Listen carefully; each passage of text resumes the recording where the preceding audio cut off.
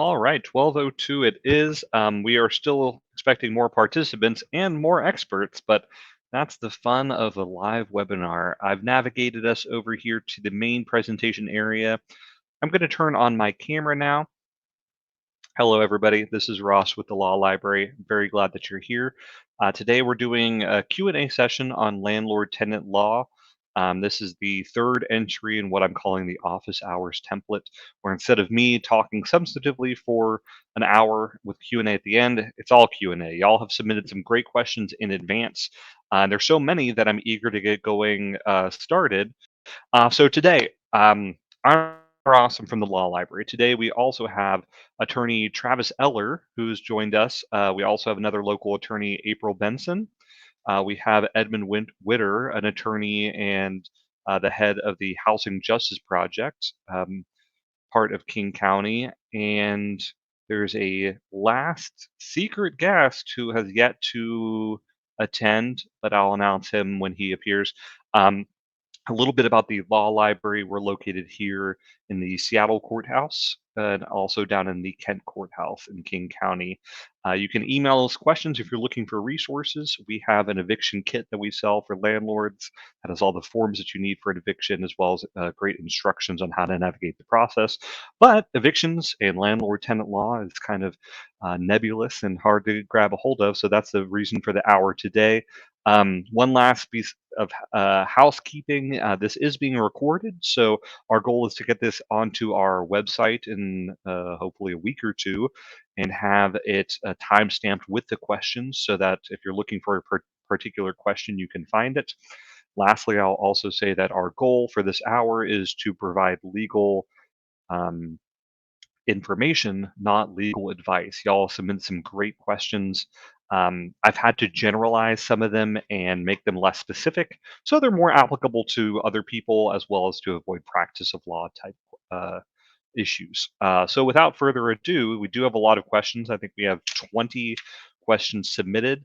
I'm going to assume more of a role of an MC and just pose the questions to our guests, who are, again, attorneys Travis Eller, April Benson, and Edmund Witter. So if attorneys, and lastly, we have another expert panelist joining. This is Commissioner Hillman, who works in King County ex parte.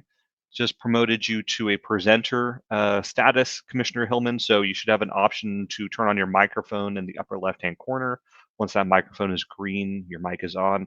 You also have the option to go on video, as well as if any of our other expert panelists would like to be on video, you're welcome to do so. So without further ado, we have 20 questions to get through. So the first question, I've broken these kind of into tenant-focused and landlord-focused. You can imagine there's a lot of overlap, who's seeking what information. But on the tenant-focused side, looks like we have 6 questions.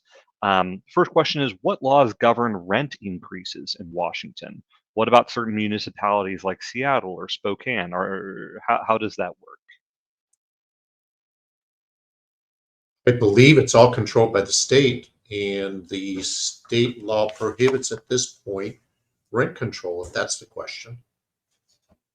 Yeah, it does seem like that's the basis of the question. No rent control in Washington overall. I saw a statute that says, that speaks to how much notice you have to give about rent increases, but not about the amount itself. Does that square with y'all?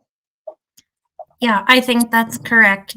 The only way that the way that we have dealt with rent protections is just to make sure that landlords have to give tenants a certain amount of notice. The state law minimum is 60 days notice. And depending on, I think the Seattle code depends on the amount, but, and might require more notice, but it's just an amount of time. It's not an amount of money. Gotcha. Yeah, that makes sense. So the next question we have is, how do felonies and misdemeanors affect the ability to obtain housing? There were a few different people submitted kind of variations of this question. But I think if you could speak broadly about how felonies and misdemeanors, criminal backgrounds, affect the ability to obtain housing. So I can speak to this too a little bit, and Travis might actually have some insight as well about it from the landlord side. I mean, our experience from the Housing Justice Project is that we've seen a lot of our former clients, current clients who are seeking housing, who have past convictions, really struggle to find housing. There is only one local city, which is Seattle, that does have some regulations about what a landlord may, not so much, they can't regulate what they inquire into based off of a prior court case, but the ordinance does allow or does regulate the way in which a landlord uses that criminal record in screening a tenant. And it's, fairly, at least under the terms of the ordinance, a landlord generally has to permit the tenant to occupy the unit unless there's something that really affects, use and enjoyment of the premises or some type of criminal activity, or usually often a sex offense that maybe allows the landlord to deny. But outside of that, there's a lot of tenants in our experience who are not able to access housing due to a prior criminal conviction. There's been a state bill for a few years that has run on this issue. It hasn't gotten too far out of the Senate, where it has generally started. One of the biggest proponents, though, was somebody who was working for the Washington state government, but prior to that worked for the Obama administration and had a high security clearance. But he did have a prior drug conviction, and he was finding he couldn't find housing, even despite the fact that he had a high national security clearance. But because of that prior drug conviction from about 10 years ago or so, he wasn't able to actually occupy or find housing. So generally speaking, we do find convictions are a huge barrier for a lot of clients. And there's really only one city that regulates that at all, and that's Seattle. Gotcha. That's great. Yeah, I would just add there is a HUD guideline about having an individualized assessment. And I don't know if Mr. Witter want to comment on that any further about how binding that is on particular types of landlords, but there is a HUD guideline that landlords should have an individualized assessment and not have a blanket rule such as no felonies. Yeah, and Travis, that's a really good point, Travis. That generally, I think the idea here, as it falls under the civil rights laws, is that if just having a blanket bar against persons with criminal convictions, when it's generally the populations with the highest level of criminal convictions tend to be Black or people of color, that has a discriminatory effect. So the landlord is supposed to engage in that process in the way Travis indicated. That's great. So next question, if you're being evicted, can you get a free lawyer? And then on the flip side, what about landlords? Do landlords have any options for pro bono or sliding scale attorneys? Well, from the tenant side, there is a state right to counsel law. It applies to tenants who either have a public benefit or whose income is 200% below the federal poverty line. And that income level is established by net income, so it's after taxes. Seattle has a variant of it, and that has a little bit more of a general criteria. It just, can the tenant afford an attorney? Most of the time we find that there's very few tenant attorneys out there, so the ability of a tenant to be able to afford an attorney is kind of in some ways a non-standard. But from our perspective, it's very rare that somebody comes to our office who doesn't qualify. I mean, 90% of these cases are about non-payment of rent. Typically, the person is going through a financial hardship. Their income at that time, at least that they're coming to us, is usually pretty low, or it's recovering at that point. So there is generally a right to an attorney if you are low income, at least in Washington state. And then for landlords, there's no equivalent. In terms of what access there is to low income, more of a moderate means attorney, I think maybe some of the other panels have a better sense of that than I do. Yeah, I don't think there's a general panel of attorneys for landlords who are low or moderate income. The King County Bar, I don't know if they still do. They used to have a moderate income, I think, panel of attorneys. I'm not sure. You might check with the King County Bar Association still to see if they still have something like that. The moderate means program? Yes, there was something. They used to have a panel of attorneys that would have a lower fee scale, but I don't know if they still have that. Great. Next up, somebody asked, what is an order of limited dissemination? Well, an order of limited dissemination keeps a tenant screening service provider from reporting that particular eviction case on a screening report or using it to score on a report for a recommend against renting to that particular tenant. Excuse me, the court can grant that if the case was without basis in fact or law, which usually be if the case is dismissed. If the tenant reinstates their tenancy, which they can do as a matter of right, if they can come up with all the money they owe, if it's based on non-payment, they can reinstate by paying everything that's owed, even after a writ of restitution is issued, even if the landlord doesn't want the money at that point. And then there's a catch-all for just other good cause, which gives the court a lot of discretion. My understanding, and maybe Mr. Witter could comment on more on this, is this is a particular problem.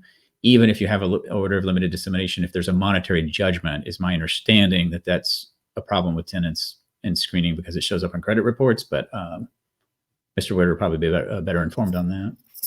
Yeah, I think the order of limited dissemination is a pretty limited remedy. I mean, what it's supposed to do is prevent a tenant screening company from using the fact that there's been an eviction filing against you in any type of prospective screening. But what that doesn't do, and I think sometimes we have to often clarify this to the tenant, is it doesn't mean that your landlord can't himself or herself look up the record in the public records. It doesn't mean the court record is sealed or erased, so it's still publicly viewable. It doesn't prevent the landlord from asking or inquiring whether there was a prior eviction. And I think, as Travis pointed out, if there was money owed, that's still something that can show up, and often does. And it's not just from the fact that there might be a civil judgment in there, but especially the larger property management companies, and Travis might have a better sense of this, a lot of them share data. They have subscribed to their own proprietary data systems.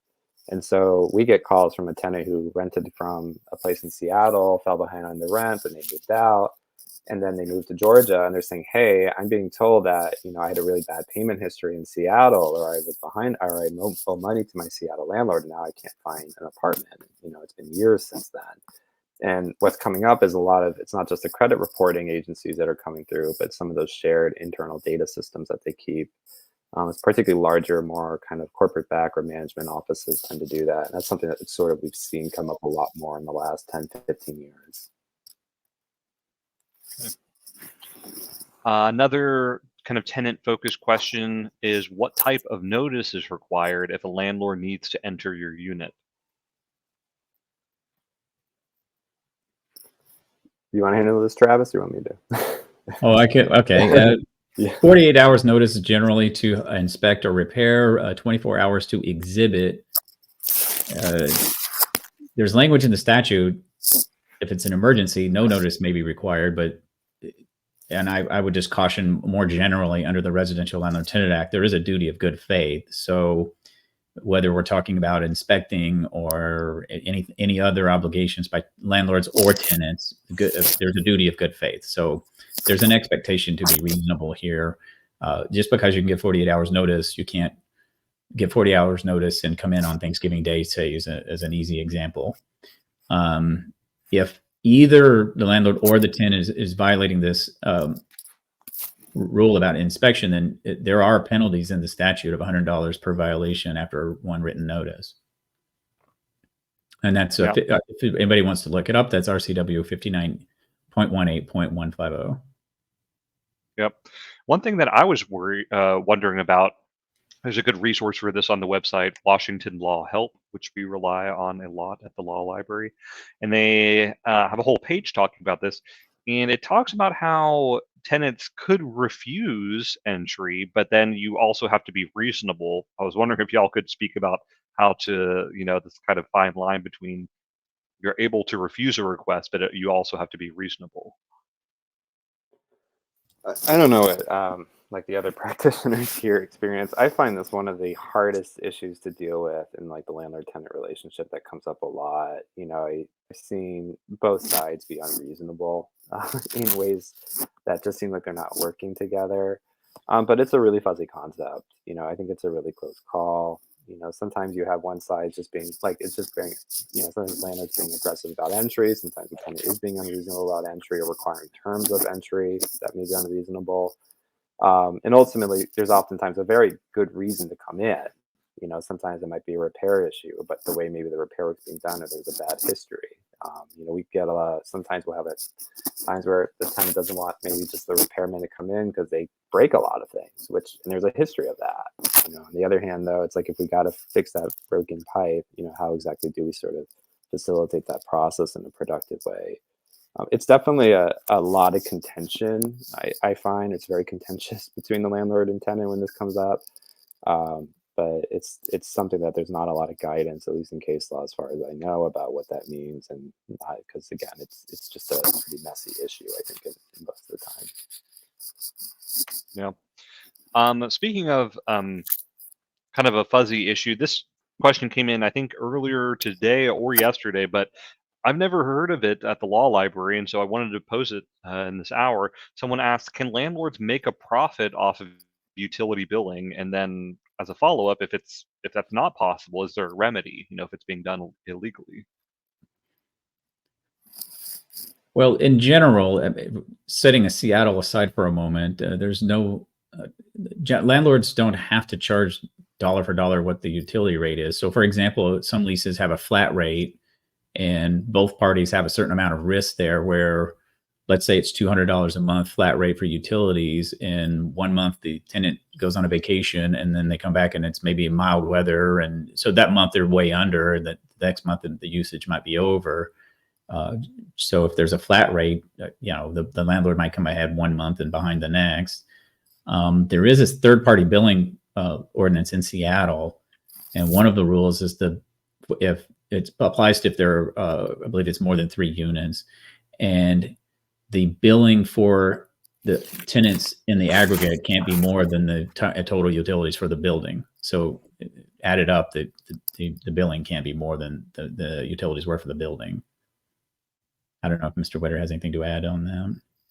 No, I agree with you. I mean, Seattle's the only place that really regulates this at all. Although I think maybe even Burien recently did one, or another city locally did another third-party billing ordinance. But that aside, there's no real regulation. So if the landlord wants to peg your utility cost, or what they're going to pass on to you, to say $100 a month, when in fact the utilities cost maybe $40 a month, there's nothing that prohibits a landlord from doing that. Essentially, it just comes down to, this is what the landlord can impose, or this is what's agreed to under the lease agreement, and there's no other regulations outside of that. I would just add a couple of thoughts. One is, read the lease very carefully. If it's ambiguous on this point or any point, that's generally going to be construed against the landlord because they chose the language or drafted it. So I would start there. And then whether you're a landlord or a tenant, check what the local laws, because we've just mentioned Seattle and Burien and in just this one question, but in general, on all these questions, a lot of this is local law anymore. And you can find a lot of information maybe on the local government website for where your property is located, for example.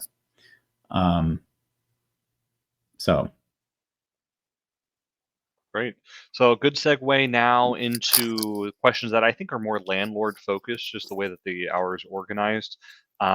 Somebody asked, is a business license required for landlords?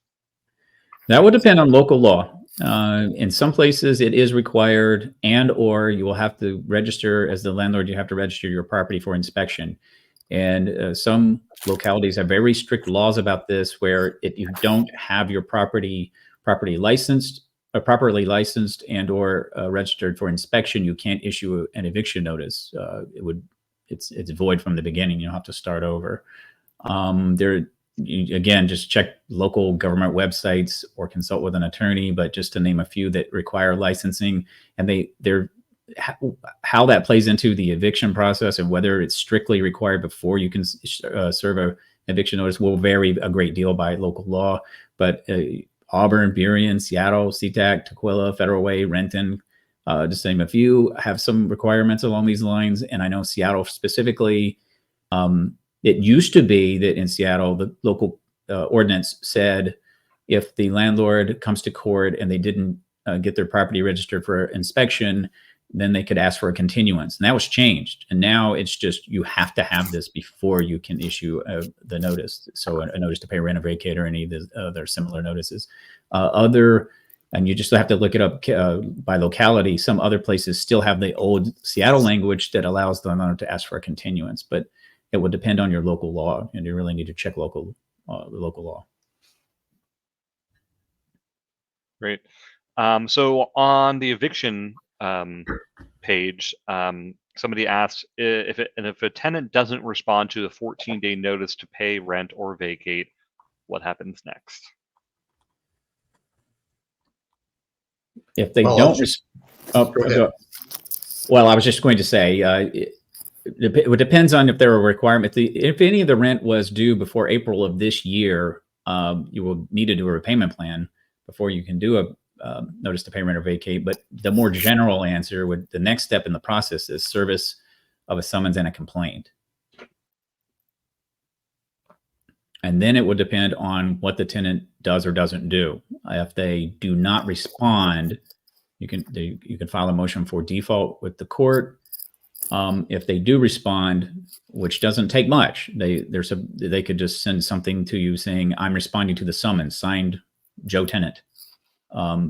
Then you would have to give them notice of a hearing and have a hearing scheduled with the court. And the courts are pretty far behind right now, so don't expect a quick turnaround for your court date. But you would have to give the tenant notice and set a hearing date.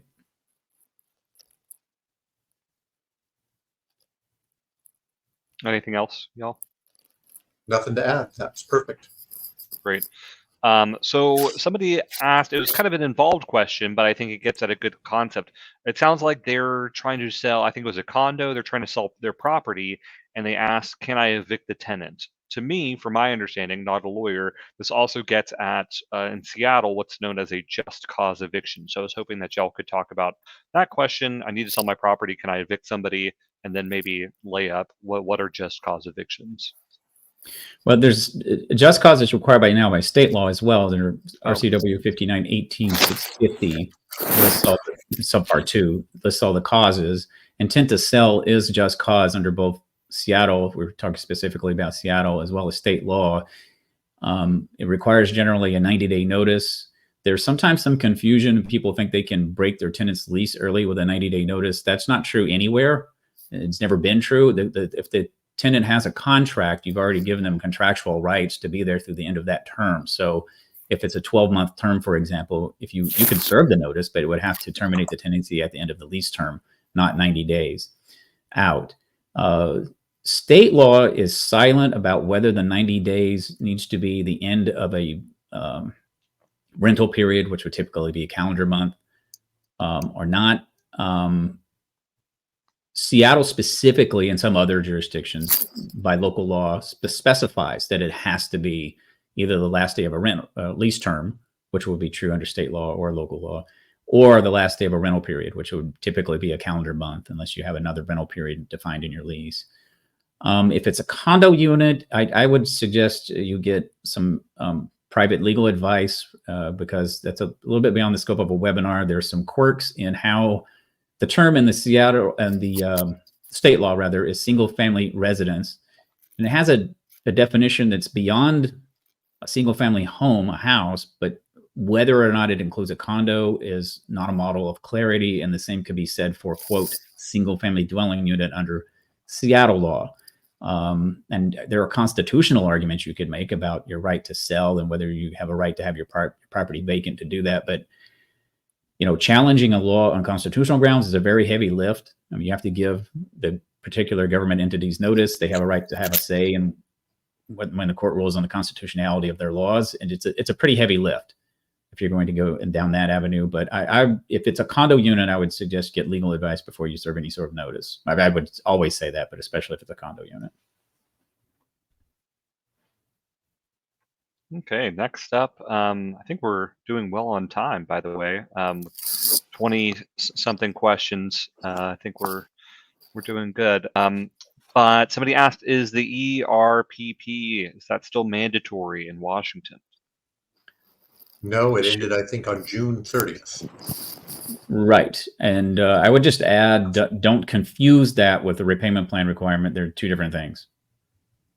That could still be required depending on when your rent accrued. And you would check RCW 59-18-630 if you want to read the statute. Great. Somebody else asked, is there a cap on what can be charged for late fees?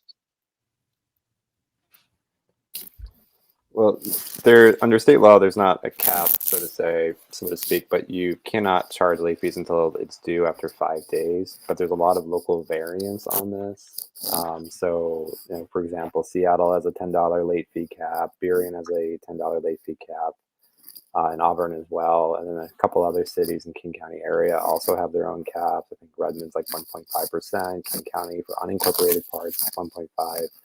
So there are some local variants on it, but statewide, there's no specific cap, at least under statute. There's, maybe some claims that if the late fee is too exorbitant, it doesn't really provide liquidated damages or proportionate liquidated damages for whatever the loss the landlord is sustained by the late payment. That maybe there's an argument there, but there's not a lot of guidance on that. I would just add that there is a cap on what you can, as a landlord, get in a judgment and an unlawful detainer for late fees at $75. That does not mean contractually the tenant might not owe more than that, but the landlord would not be able to collect or pursue collection of the additional late fees in an eviction case. And I was going to add that landlords and tenants should be aware that there is a law, state law, I believe it's 5918-283, that dictates that landlords have to apply payments to rent first. So you can't, as a landlord, you cannot apply payments to late fees and then the rent never gets paid and then you can still evict for rent. So that used to be a thing, but not anymore. Even if it's in the lease that the landlord can apply payments to late fees before rent, that's not enforceable. Great.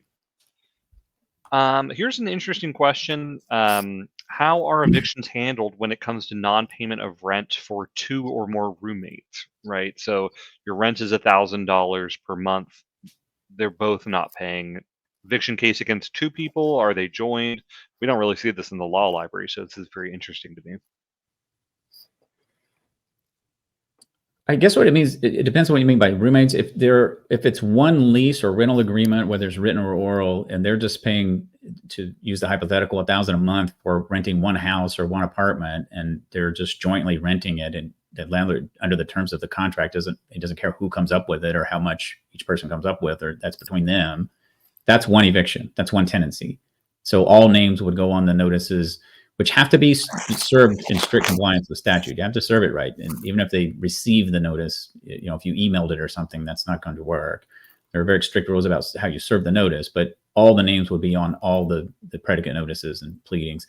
If by roommates we mean, let's say one person rents one bedroom for $300 a month and the other person rents the whole downstairs mother-in-law unit and they pay $700 a month, and that sounds like separate tenancies to me. I think that's 2 separate evictions. That makes a lot of sense. All right. But the agreement between 2 roommates would make absolutely no difference to the landlord. Landlord, in most cases, is renting out an apartment. Just because he's renting it to 2 people, it doesn't mean that he can evict Fred, but not Joe. Right. And the distinction I was making was that will be 2 different agreements with the landlord, not between the 2 people, the 2 roommates. So if the landlord had one agreement to rent the mother-in-law basement to Joe and a separate agreement with Susie to rent maybe the upstairs, and they're paying distinct amounts and have 2 different leases, that would be one thing. But as the commissioner was saying, if it's between the roommates, they decide, well, I'll take the downstairs, you take the bedroom, we have one lease and it's $1,000 a month. Well, that's still one tenancy. And it wouldn't matter. The agreement between the roommates is between the roommates. All right. Here's something that we do see often in the law library. Somebody asked, would one need a formal eviction to get an adult child out of their parents' home? They sounds like they were an invited guest, but now there's drug use or whatever else, and they want to kick them out. Is that something you can pursue a standard eviction with? Standard eviction, no. That would probably be, that sounds like a tenant at will, which will be an ejectment action, which is a different type of eviction lawsuit than a standard eviction you would bring against a tenant in a landlord-tenant sense. But you would need a court order. Yeah, ejectment is so thorny. We have an eviction kit that we sell in the library that's intended for landlords with standard leases, um, standard eviction type stuff. But this is a common enough question that we had an attorney make a kit that's like an add-on that serves to convert a tenant at will to a more standard tenancy. At which point the normal eviction kit can be used. My understanding, and I'm not an attorney, is that the case law is kind of vague about this converting from a tenant at will to a standard um, tenancy, and I think it's like you're serving a notice or something like to do the conversion. But anyhow, that's an option we have in the law library for our eviction kit as an add-on, but it's not listed on our website just because it is so thorny. You have to contact us directly to access that.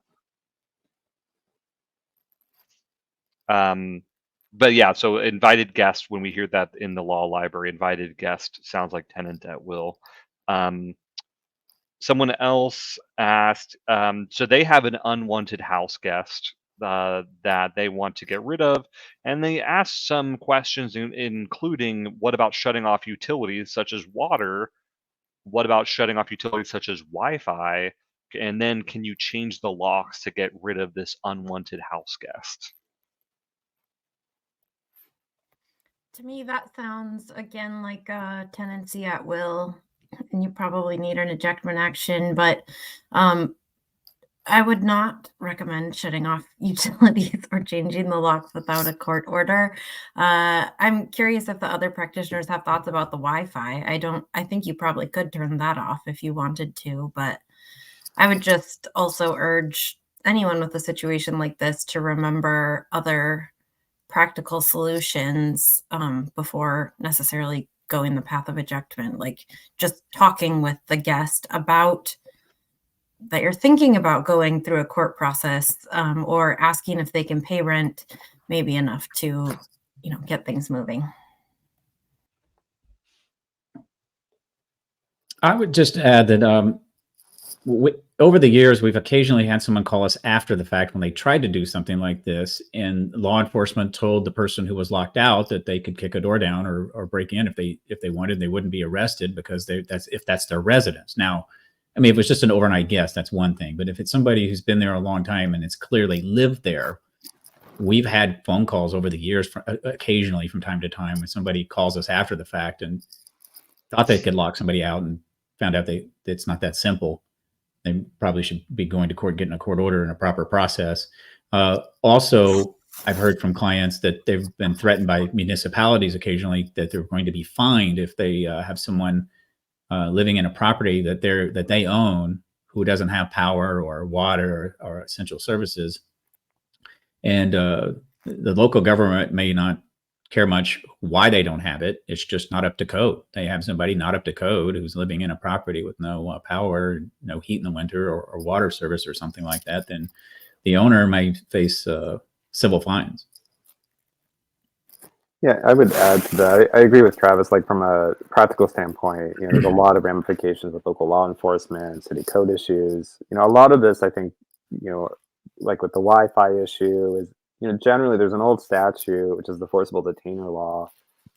Most evictions are done under the unlawful detainer, but there's a parallel one that was passed around the same time when the state was formed. That its whole idea is you cannot breach the peace or use force or menace to force somebody out, regardless of whether you actually have superior right to be there. So even if you have guests there who have no right to be there and you're the owner, you're not supposed to use force or threats to do it. And the court's not going to look at, or not supposed to look at, whether you as the owner had the superiority of right. Just because you have the title or the deed or the most right to be there, it doesn't matter. I think the state policy in that law is pretty clear that you're not supposed to be using violence or force or anything like that to be able to force somebody out. And so going to that Wi-Fi one, like, there's no obligation for you to provide Wi-Fi to your guests. There's no contract there. But if it's going to this territory, if you're trying to menace the person out, then that's where you're starting to get into this territory where there's potential liability there if you're forcing somebody out and breaching the peace like that.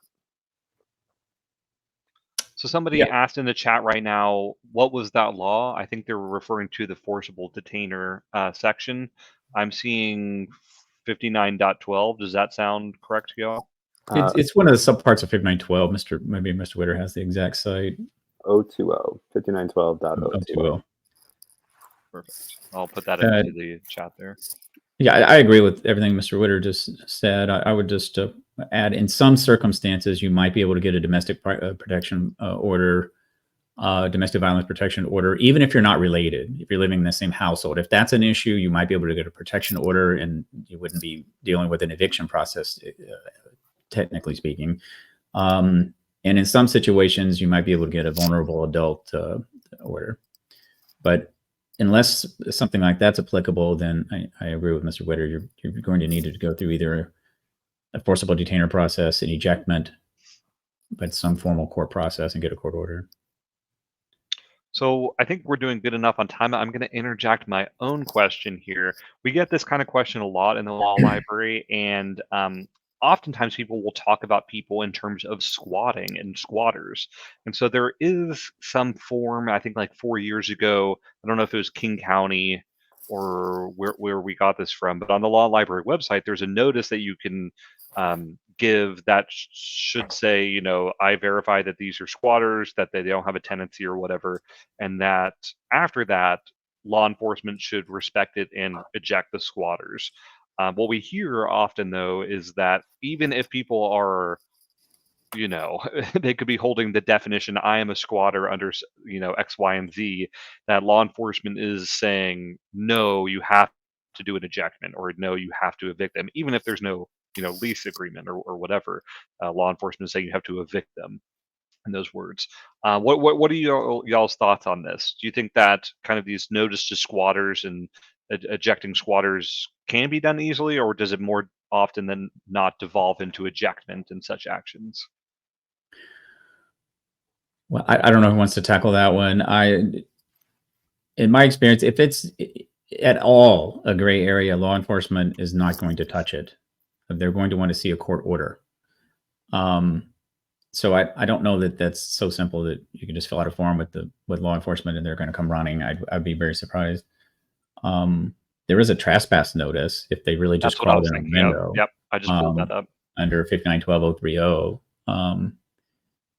But you know, if they are just recently trespassing, and you could probably, then law enforcement probably would remove them. But if they've established a residency and it's not clear why they're there or how they got there. I remember one case several years ago, many years ago, I guess now, the landlord got a writ and then allowed the tenants to come back to get their things, but didn't check on the property, and they just moved back into the garage, and law enforcement wouldn't remove them. So, you know, it's not that easy. Sometimes even with a court order, if you're in a gray area, to just have law enforcement come running and run somebody off. Yeah, I just put a link on our website to that trespass notice. That's what I meant to call it. So next up, someone asked, can there be penalties for a tenant who impedes a property tour? I think we touched on that earlier under 5918 150 subpart 8. So $100 per violation after the first violation when there's written notice has been provided. Often, if you just talk to the tenant and point out this statute, then you might get more cooperation. But if you look at 5918 150 sub 8. Yeah, you're right. We did talk about that. Another question that I think this is a good question. A lot of sections of 5918 talks about ordinary use. And the question was more involved, but it boiled down to what constitutes ordinary use.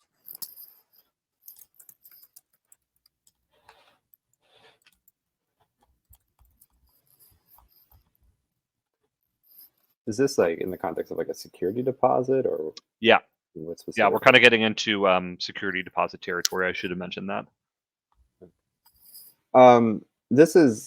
There was a recent law that kind of amended this, that added a definition, at least for where resulting from ordinary use to the premises.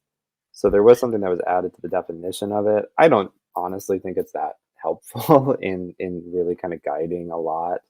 But it does provide some type of guidance here, but there's not a ton of guidance even from courts, from the courts or case law on actually what ordinary use is, outside of, I think, even what the definition's supplying. I Yeah. think the problem is it's inherently subjective. There is a definition of where resulting from ordinary use of the premises now in the definitions section in the Residential Landlord Tenant Act, which you can go to 5918.030, and it's in one of the subparts there in the definition section. But I agree with Mr. Witter. It's not going to be terribly helpful because it's just it's just inherently subjective. So it's tough to just have a bright line test. Somebody asked on a related note, talking about damages and use, can a tenant's invited guest be held liable for damages after the premises are vacated?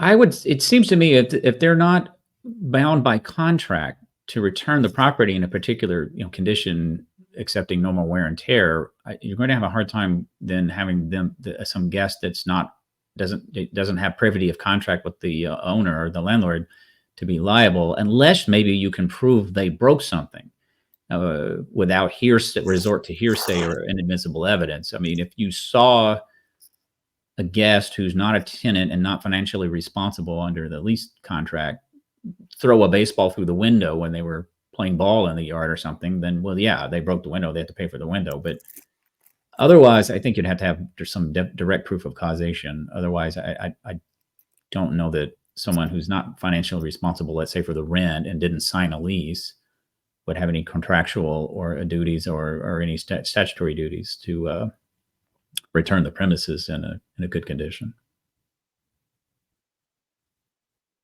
Any other thoughts on that, y'all? I mean, I agree with that assessment. I think you would have a claim against that guest if they broke something just under tort, because you break it, you potentially are liable for it. But I agree on a practical standpoint. This is probably a guest. It's going to be definitely hard to kind of enforce. And then at that point, it's like, does your contract with your main tenant actually allow you to enforce that against that tenant for being responsible for anybody who enters the premises, and that the tenant's actually going to be strictly liable for that? And that's where I think it kind of comes down to. Okay. There were a couple questions about security deposits, as we've seen, and this particular question was asked in a couple different ways, but they use the term statute of limitations for disputes in the contract. Is there a statute of limitation for disputes in a contract, specifically around security deposits? Well, there was a recent part of the recent amendments for security deposits. There is a statute of limitations of 3 years now, but that's only for tenancies that started after July of 2023. I believe prior for any tenancies before that, though, I think it's 6 years, if I'm not mistaken on that. Unless somebody else knows more specifically. I think that's correct. This is Commissioner Hillman. Thank you. That's good information. And then kind of in that vein about, kind of long-standing contracts, somebody asked, can a tenant use current law to sue for a long expired contract? I think in their example, it was, 3 years since the lease had ended. Can you use current law to, could the tenant use current law to sue for that kind of expired lease from years ago? I think there are a lot of variables possible in this question, but in general, probably not. People are usually held to the standard of the law as it existed at the time of the contract, and then there's really specific guidance about when the legislature enacts new laws, or if the city enacts new laws.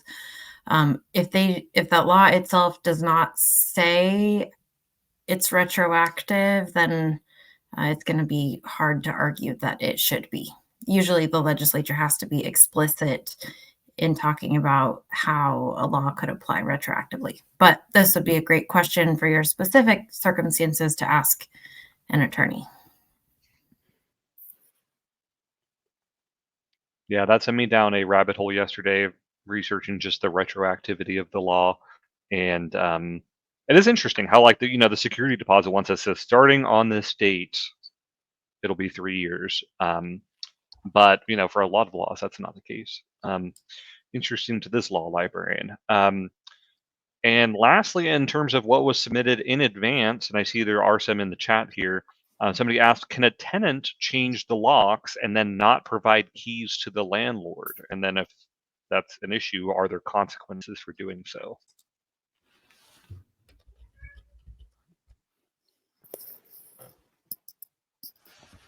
Well, there is a specific duty on this to, when you do change the locks, that you're going to provide the keys to the landlord.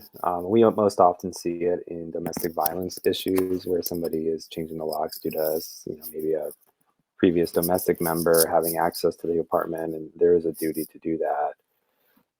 I think generally, though, it's just a non-compliance issue, which means that if a tenant doesn't provide those keys, then the landlord just has the ability to, basically send a notice, potentially terminate the tenancy, or in turn have the tenant render the keys or the new keys.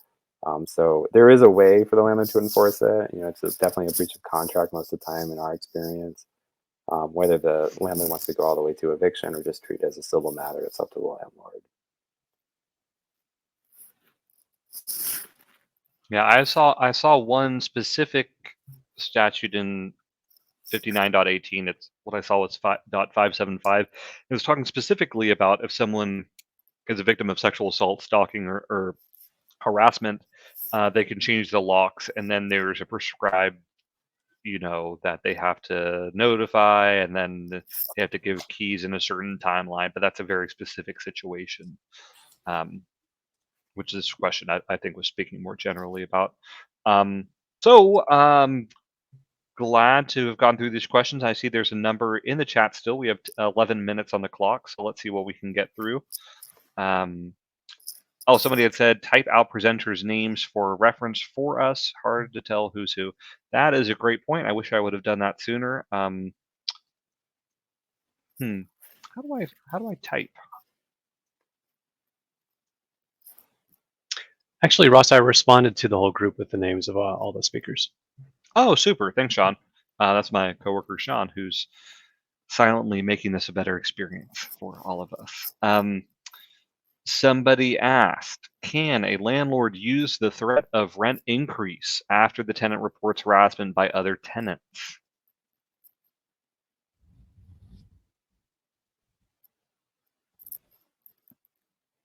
Can a landlord use the threat of rent increase after the tenant reports harassment by other tenants?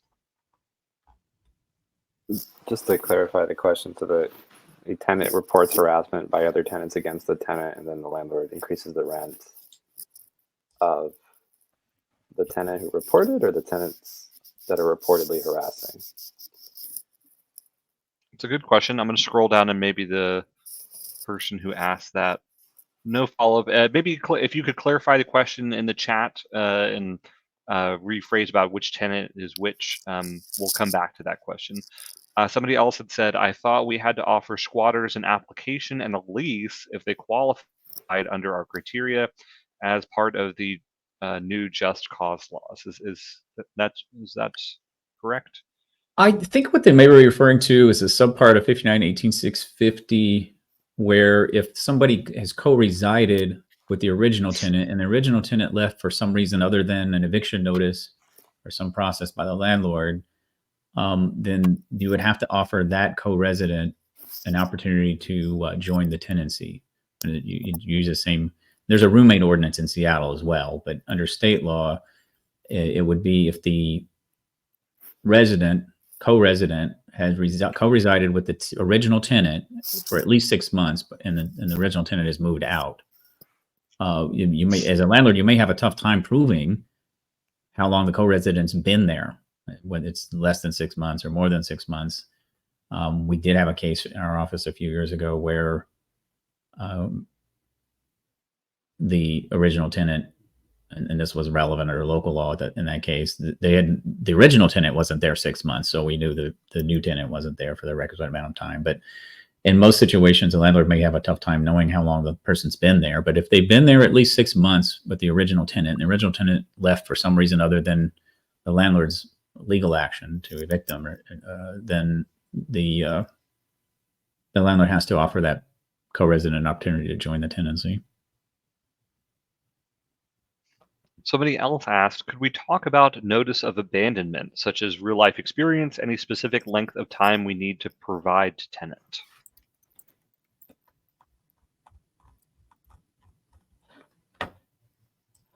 Well, one action a landlord could take if you're not clear if the person has abandoned or not. Well, first of all, under case law, it has to be clear and unequivocal relinquishment of the right of possession. So if half their things are still there or most of their things are still there, it's probably not a safe assumption to just assume that they've abandoned the place and you can change the logs. If you're not sure, you could post a 48-hour notice to enter for the purpose of determining whether they've abandoned or not. Yeah, I would say like the bulk of the legal lockouts we see are usually started this way. Oftentimes, the landlord posting a notice like this, making the assumption that because the tenant didn't respond, there'll be maybe something in the notice saying, "Hey, tenant, come back to our office or give us a call if you're still here." And landlord doesn't get it, and they just assume that the tenant's abandoned, and then they essentially change the logs or maybe remove their belongings. And landlord comes back, the tenant comes back and they're out of town, maybe they're incarcerated, maybe they're in the hospital, and they're like, "Well, where's my stuff?" I would say this is probably the bulk of the illegal lockouts that we tend to see are done in this way. Okay. Somebody asked which statutes govern tenant screening practices.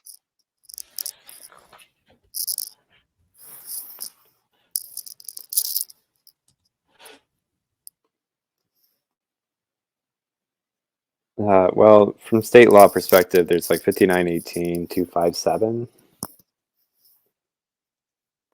I don't know if they just want like the specific statutes or looking for, but essentially it's just the bulk of what that statute requires is that, provides if the landlord is going to rely or take adverse action against the tenant due to something that's in a screening report, that they make that known to the tenant, they indicate where the report came from. There's some regulations that, part of it says that the landlord's not supposed to charge more than the actual cost of obtaining the screening report. There are some other things in local laws that are a little bit slight variants of it to some extent on the screening process. Seattle has a bit of some screening ordinances to a little bit, but mostly they kind of track this law. But they also provide, for example, that there's a first in time ordinance where the first qualified person who meets the criteria, and the landlord's supposed to post the criteria in advance of the application, that tenant qualifies as long as they pass that threshold. And they're supposed to be given the first offer. So there are some local variants, but generally that's the state law that controls on how screening works. I just put that statute into the web link so y'all can click on that and read the statute. And then I also have Seattle one ready to go. Put that into the web links. In the meantime, somebody, the original person had clarified that the tenant was reported the harassment, and as a result, the landlord threatened to increase the reporting tenant's rent, seemingly in retaliation.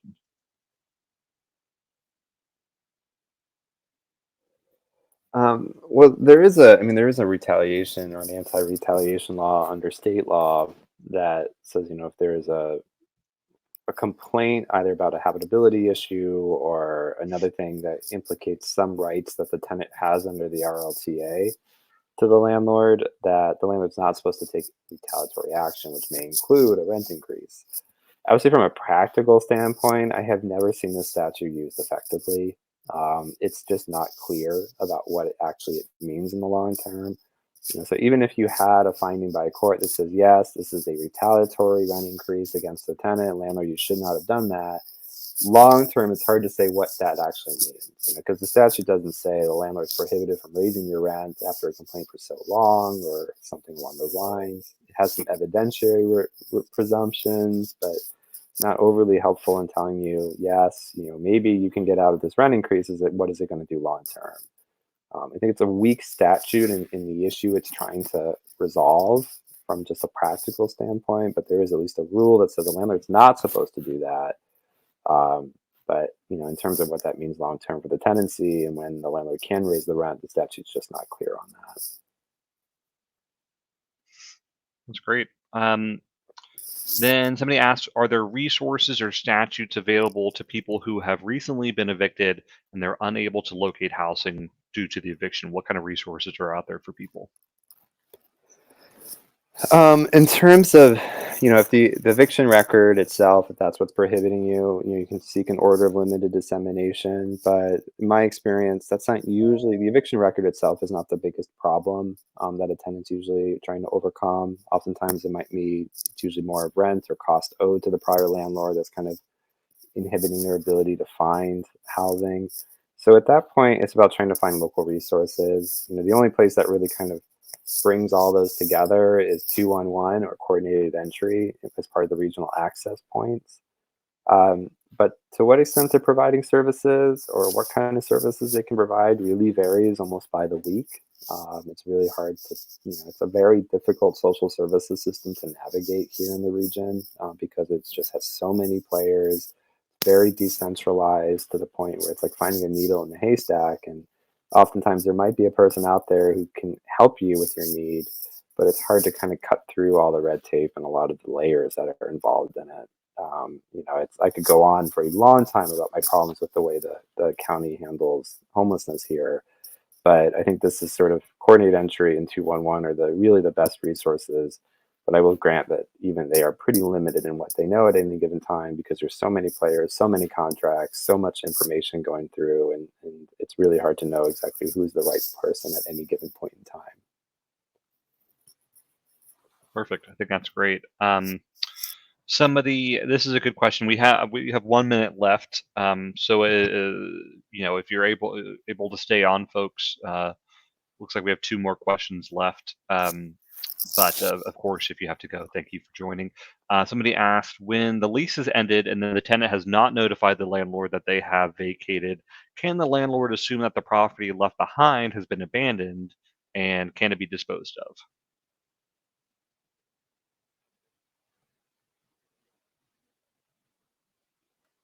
Well, that kind of circles back to the abandonment question earlier. First, we have to determine for sure that it is abandonment.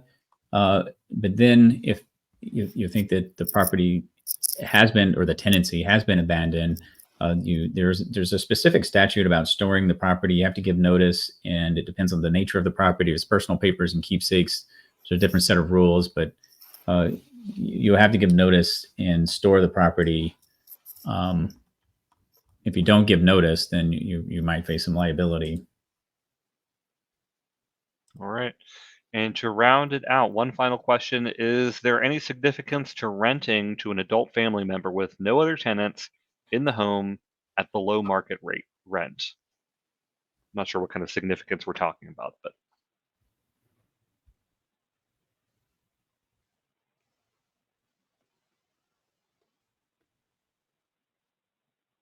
Yeah, I guess I'm not sure about the question. So it says, any significance about renting to an adult family member at below market rate? That's the... Yeah. I don't think there's anything that prohibits you from doing that. Yeah, I think mostly it's another tenancy, regardless of the familial relationship. Provided that that's clear and that's what the parties agree. I generally think that it comes down to, is the person paying rent or not? But so if it's just that, it's just a normal tenancy at that point. Great. Wow, we managed to get through quite a number of questions. I'm deeply appreciative of our expert panelists here. Thank you, Commissioner Hillman. Thank you, Edmund Witter from the Housing Justice Project. Attorneys Travis Eller and April Benson, thank you so much for coming out. Is there anything that y'all wanted to add that people should keep in mind, or anything you wanted to plug? No, thank you very much for hosting this. Thank you. Yeah, thank you. All right. Well, thanks, everybody. So hopefully this is going to be posted to our website in the next couple of weeks so you can rewatch on demand. Thank you for attending, everybody. We're going to be doing another one of these at the end of this month on estate planning. So definitely drop in on that. It's going to be a hot topic. And if you have any other questions, any way that the law library can help us, you can send us an email, drop in and see us at the courthouse, give us a call. Thank you very much. Have a good rest of your day.